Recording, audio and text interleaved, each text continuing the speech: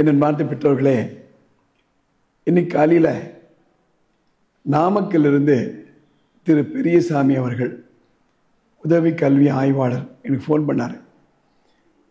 Sir, உங்களுடைய வீடியோலாம் நாங்கள் பார்த்துட்ருக்கோம். இந்த வாரத்தில் பள்ளி குழந்தைகள் எல்லாம் போர்டு எக்ஸாம் எழுத போகிறாங்க. அவங்களுக்கு தைரியமாக இந்த தேர்வை எதிர்கொள்ள எதனா அட்வைஸ் கொடுங்கன்னு கேட்டார். அதுக்காக இந்த பதிவை நான் பண்ணுறேன்.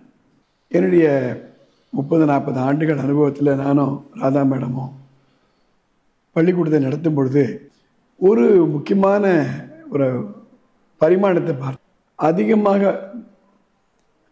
மார்க் வாங்கக்கூடிய குழந்தைகள் ஒரு செல்ஃப் கான்ஃபிடென்ஸ், ஒரு சுய தைரியத்தோடு இருக்காங்க.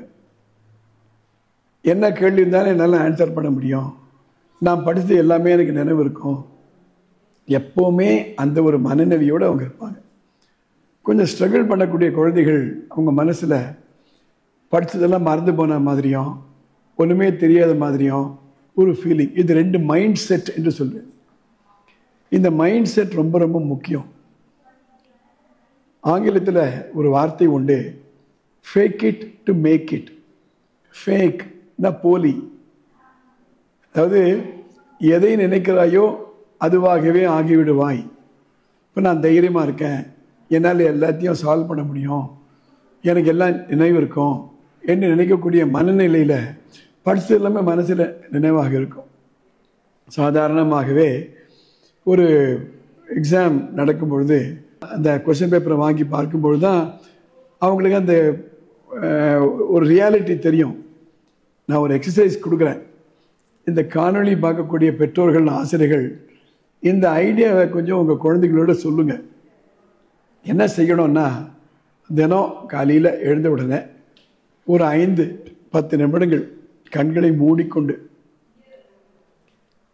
மறுநாள் காலையில் எக்ஸாமினேஷன் ஹாலுக்கு போகிற மாதிரி அந்த எக்ஸாமினேஷன் ஹாலில் நிற்கிறாங்க. அப்புறம் கிளாஸ் கூட போகிறாங்க. சுமார் 10 மணிக்கு கொஸ்டின் பேப்பர் கொடுக்குறாங்க. அந்த கொஸ்டின் பேப்பரை அவர் பார்க்குறாரு. அந்த கொஸ்டின் பேப்பரை பார்க்கும்போது எல்லா கேள்விகளும் தெரிஞ்ச மாதிரியே இருக்குது. உடனே அவர் பேனாவை எடுக்கிறாரு. பேனா எடுத்து அந்த விடைத்தாளில் ஆன்சர் எழுத ஆரம்பிக்கிறாரு. எல்லா கேள்விகளுக்கும் ஃப்ளூயண்ட்டாக பதில் வந்து கொண்டே இருக்கிறது. ஒரு தவறுமே இல்லாமல் எழுதிக்கிட்டே இருக்கார். மனசு ரொம்ப தைரியமாக இருக்கிறது. அந்த கேள்வித்தாள் முழுமையாக எழுதிட்டு அதை மடித்து கொடுத்துட்டு ரொம்ப சந்தோஷத்தோடு வெளியில் வராரு. இந்த கற்பனை காட்சியை அவர் தினம் மனசில் செய்யணும். எதுக்காக இதை நான் சொல்கிறேன் அப்படின்னா, இது ஒரு மனது சம்பந்தப்பட்ட ஒரு பயிற்சி. இது தினம் செய்யும் பொழுது மனதுக்கு கட்டளை இடுகிறோம். ஒரு எல்லாம் தெரியும், ஒரு எல்லாம் ஞாபகம் இருக்கும். ரீஹர்சல்னு சொல்லுவாங்க. ஒரு ஸ்விம்மிங் போகிறவர் போட்டிக்கு முன்னாடியே மனசால ஸ்விம்மிங் பண்ணி பார்ப்பார். யார் போட்டியாளர் வரப்போகிறாங்க, எப்படி ஸ்விம் பண்ண போகிறோம், எந்த ஸ்ட்ரோக் பண்ண போகிறாங்க. அதே மாதிரி நாடகத்தில் நடிக்கிறவங்க கூட அந்த அந்த நடிப்பு மேடைக்கு வரத்துக்கு முன்னாடி, நாடக மேடைக்கு வரத்துக்கு முன்னாடி மனசால நடித்து பார்ப்பாங்க. மேடை பேச்சாளர்கள் கூட அந்த மைக்கு முன்னால் பேசுறதுக்கு முன்பு மனசால பேசி பார்ப்பாங்க. அந்த கற்பனை காட்சியை மனசில் அப்படியே கொண்டு வருவாங்க.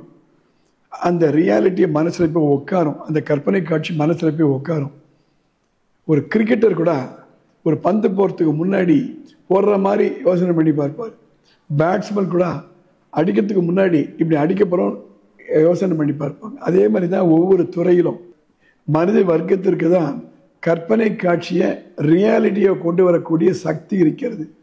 எனவே பெற்றோர்களே, ஆசிரியர்களே, மாணவர்களே, தினம் காலையில் 5 மணிக்கு எழுந்திருக்கிறீங்க, 6 மணிக்கு எழுந்திருக்கீங்களோ, 5 நிமிஷம் அன்றைக்கி நீங்கள் படிக்கக்கூடிய பாடங்கள், அன்றைக்கி நீங்கள் எழுதக்கூடிய தேர்வு, அந்த தேர்வு ஹாலில் ரொம்ப தைரியமாக நீங்கள் இருக்கீங்க. எல்லா கேள்விகளும் உங்களுக்கு தெரிஞ்ச கேள்விகளாகவே இருக்கிறது. அந்த ஆன்சர் கூட, விடை கூட இப்படி மடையை திறந்தா மாதிரி வருது. ஃப்ளூயண்ட்டாக எழுதுறீங்க. சந்தோஷமாக அப்படி எழுதி கொடுத்துட்டு வரீங்க. இந்த காட்சியை தினம் நீங்கள் விஷுவலைஸ் பண்ணுங்கள். இது ஒன்று. ரெண்டாவது, இந்த தேர்வு நடந்து முடிகிற வரையில் அனாவசியமாக யாரோடையும் சண்டைப்படாதீங்க. உங்கள் அக்கா தங்கைகள் இருக்கலாம், அண்ணன் தம்பிகள் இருக்கலாம், சில சச்சரவுகள் வரலாம். அந்த எமோஷனில் போய் மாட்டிக்காதீங்க. ஒரு கோவம் வந்துச்சு, ஒரு எரிச்சல் வந்துச்சுன்னா அடுத்த அரை மணி நேரம் போச்சு, வேஸ்ட் ஆகிடும்.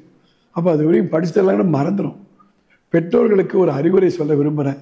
அடுத்த ஒரு மாதங்கள் ஒரு தவ வாழ்க்கைன்னு நினச்சிக்கோங்க. தவம் ஏன்னா இந்த 10th and +1 +2 மெட்ரிக்காக இருந்தால், சிபிஎஸ்சி இருந்தால் 10th and +2 board exam mark ரொம்ப ரொம்ப முக்கியம். அடுத்த 85 ஆண்டுகள் அவங்க வாழ்க்கையை அதை பாதிக்க போகுது. அனாவசியமாக விருந்தினர்களை கூப்பிடாதீங்க, அனாவசியமாக விருந்துக்கு போகாதீங்க. ஒரு கல்யாணம் கார்த்தி வருதா, உங்கள் குழந்தை படிக்கட்டும், அவருக்கு இதுதான் முக்கியமான ஒரு விஷயம். விருந்தினர்களை இன்வைட் பண்ணாதீங்க. அதே மாதிரி கடிந்து பேசாதீங்க. எக்ஸாம் எழுதிட்டு வராரா வீட்டுக்கு, அதோட விட்டுருங்க, மறு எக்ஸாமுக்கு படிக்கணும். அந்த கொஸ்டின் பேப்பரை கொண்டா நீ என்ன ஆன்சர் எழுதினேன் கம்பேர் பண்ணாதீங்க. நல்லா எழுதிருக்கலாம், சுமாராக எழுதிருக்கலாம், மோசமாக எழுதிருக்கலாம், அப்படியே விட்டுருங்க. அது கமெண்ட் பண்ணாதீங்க, முடிஞ்சு போச்சு. மறுபடியும் இந்த ஆன்சர் பேப்பரை எழுதி ஒன்றும் பண்ண போகிறதில்ல. அவர் அது செய்யாதீங்க. மனசு நோக்கும்படியே ஒன்றும் செய்யாதீங்க. வெளியில் சாப்பிடாதீங்க.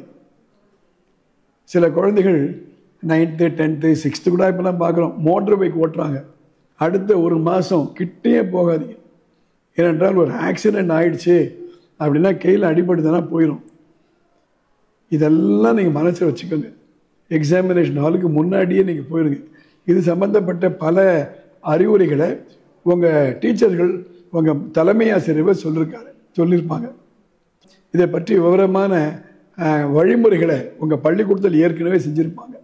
இந்த காணொளி மூலமாக நான் எது கொடுக்குறேன்னா, fake it to make it. இந்த பயிற்சி ரொம்ப ரொம்ப முக்கியமான பயிற்சி. விஸ்வக்சேனா பள்ளி குழுமம் சார்பிலும், வானமை இல்லை சார்பிலும், எனது துணைவியார் ராதா மேடம் அவர்கள் சார்பிலும் இந்த 10th +1 +2 போர்டு எக்ஸாம் எழுதக்கூடிய அனைத்து குழந்தைகளுக்கும் அந்த பரீட்சை நல்லா இருக்கும், நீ நல்லா எழுதுவீங்க என்ற வாழ்த்துக்களோடு இந்த பதிவை நான் நிறைவு செய்கிறேன். வணக்கம்.